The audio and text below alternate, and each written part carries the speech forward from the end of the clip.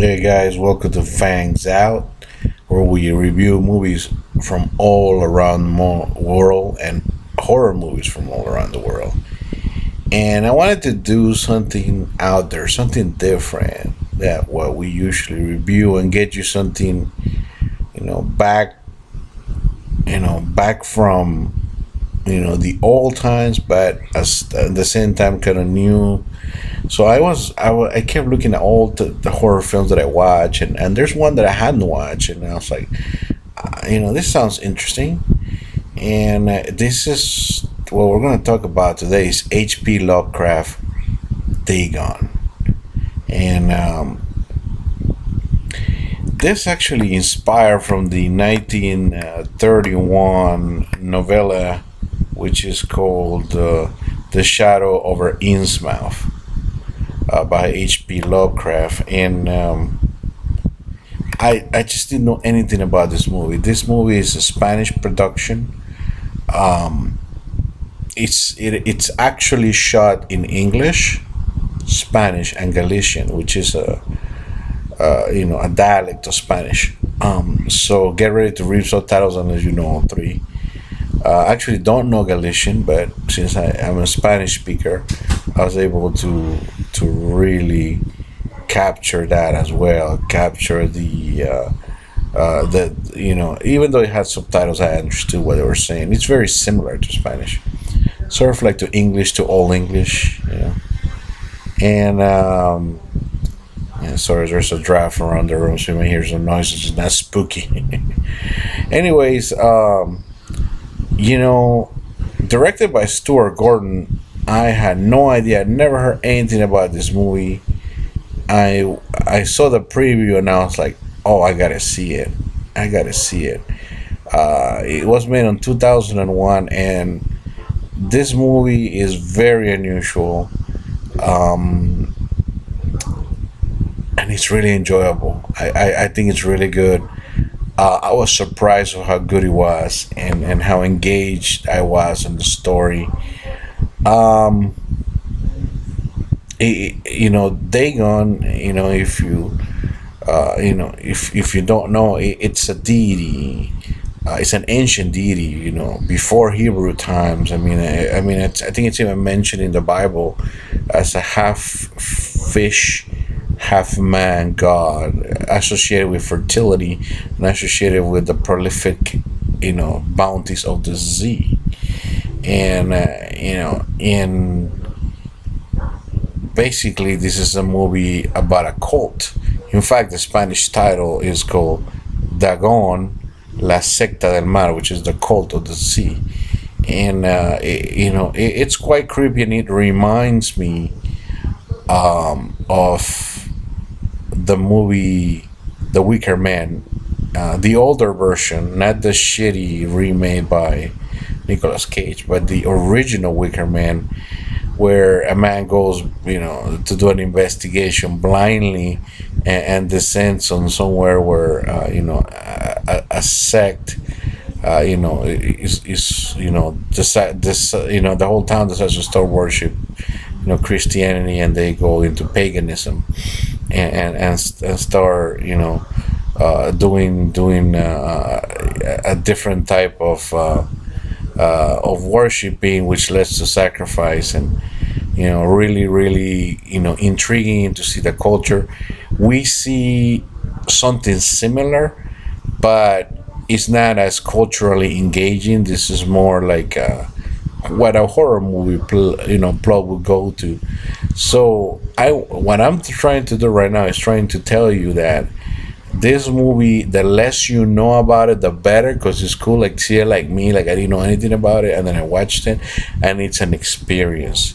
So if you want to experience this movie just on my own, this movie is creepy. This movie is well acted. This movie actually has some very intense, dramatic moments, and creepy special effects, and even though it's 2001, there's some CG, very rough CG, but still I love the practical effects made on this movie. on that alone, I would recommend you to watch it blindly without knowing anything. So so if you want to just watch it and then come back and listen to the rest of the review, it's fine because I'm not going to really spoil anything, any of the major key plot points. But what I want you to do is I want you to see it blindly, fresh like me, and I think it's more enjoyable because I really love the movie. Okay, but if you need to know more if you want to venture out, stay with me. So from this point, we're going into telling you what the plot is. These two couples are having a vacation off the coast of Spain, and all of a sudden, a storm blows in, and basically, they're really scared. They try to sail out to sea, but the storm quickly pushes them into the rocks, and the ship capsizes, the ship, and injuring one of the person, and one of them stays behind with one of the persons, and the other couple goes to seek for some help in a nearby town that's and near the coast. They made it there, but they find out that the people are really weird, and that they try to help them, but everything goes awry. And to without spoiling what happens after, you got to know that the core thing is that they find out that the town, the town that they go to is worshiping this pagan deity, and they probably plan to sacrifice all of them to them. So I'm gonna leave it there because it's much more complex than that, but that's the gist of it. And I know, like, this is a movie, but it got me so much, the Wicker Man thing, the ways, the way that the people turn away from God, from Jesus, and they start worshiping the pagan, and everything that goes after, it's really creepy. Also, because it's the sea, there's people are slowly turning into people, like mermaids, like women are turning into maids, and men are turning into this horrible octopus like people, weird things going on. And basically, because of their disobedience, to the Judeo-Christian God, and to their new allegiance to the pagan God, they start to resemble that pagan God, and they're slowly turning into fish to come back to the sea and live like underneath, under the sea, basically, kind of like Triton and stuff like that. Very unique movie. I never seen anything like it. Very scary. The images of the mere people freak me out. When I watch, I don't know if you've seen online or something, that there's people that believe that mermaids really exist, but they're really, really creepy. They're not as beautiful as you think. They just kind of lure you into the rocks until you see them, that they're really horrible creatures. Like that stuff freaks me out. Like I'm really scared of that thing. And if I saw one of those things underneath the water, I'll probably piss myself. I mean, the movie is not perfect. There's a couple of things that I would change, like the explanation of why the town is so isolated and nobody has found this cult. Would be one good. Would be nice to have the director explain that to us. Also, the other thing that I didn't like is that the main character is kind of a dick, especially in the beginning. He's kind of like very unlikable, but you get to like him as he goes, and then at the end you understand why he is the way he is, in a very weird twist ending, which I really like, which I'm not going to spoil.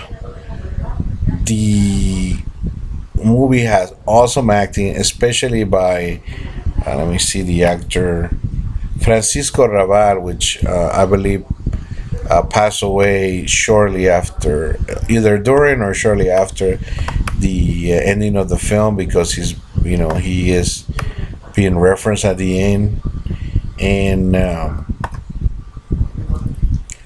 the whole thing that the whole town is in it and everybody wants to kill them and sacrifice them to Dagon. It's unbelievable. We even see a glimpse of Dagon in which is really creepy. Yeah, man, it's. I would definitely, if you want an ancient story about a real ancient deity, with very creepy effects, very scary, mare people, very scary mob mentality crowd that wants to sacrifice them to Dagon. If you're into all that, definitely recommend Dagon. It's pretty good. I will say that's A minus B plus on my scale any day. It's a lot of good good B quality movie things.